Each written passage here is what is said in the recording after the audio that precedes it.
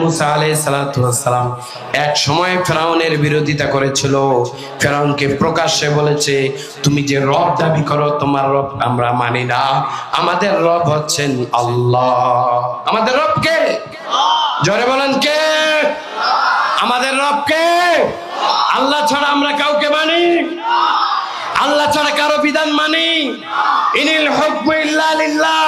যদি বিধান চলে আল্লাহর বিধান চলবে, কোন মানব রচিত বিধান আমরা মানি না, মানি না, মানি না। প্রিয় ভাইরা আমার, আলা লাহুল খালকু ওয়াল আমরু। আল্লাহ বলছে তোমারে সৃষ্টি করেছে আমি আল্লাহ। কার কথা? আল্লাহর কথা। যে আল্লাহ আপনাকে সৃষ্টি করলেন সেই আল্লাহর বিধান মানতে হবে। আল্লাহ নিজেই বলছে, বেটা তোমারে সৃষ্টি করলাম আমি, আর আমাকে বাদ দিয়ে অন্য কারো আইন তুমি চালাবে হবে না।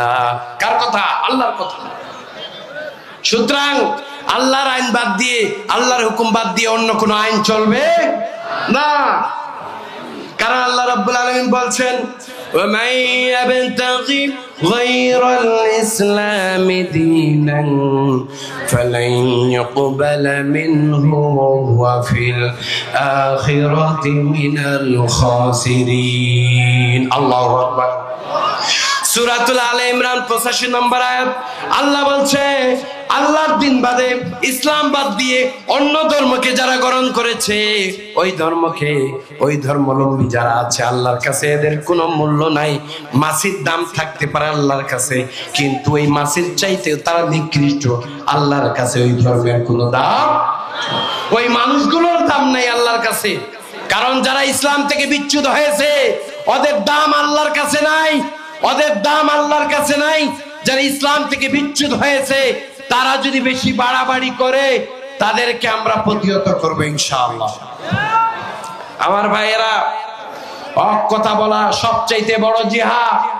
যে আলেমরা হক কথা বলে না, বরং যেই সমস্ত আলেমরা হক কথা বলে তাদের গীবত করে, কথা বলেন ঠিক কিনা? এরকম চামচা মার্কা আলেম আছে না নাই?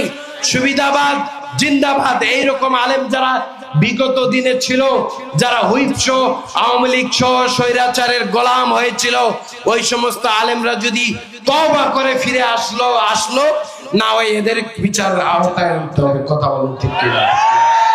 আলেম হয়ে মুনাফিকি করবা, যদি মূর্খ হয়ে মুনাফিকি করতো তাও মানতাম যে তো মূর্খ, বুঝে না। কিন্তু যার ভিতরে কোরআনের ইলম আছে, সে কিভাবে আল্লাহর গোলামি বাদ দিয়ে সে কিভাবে মানুষের গোলামি করতে পারে।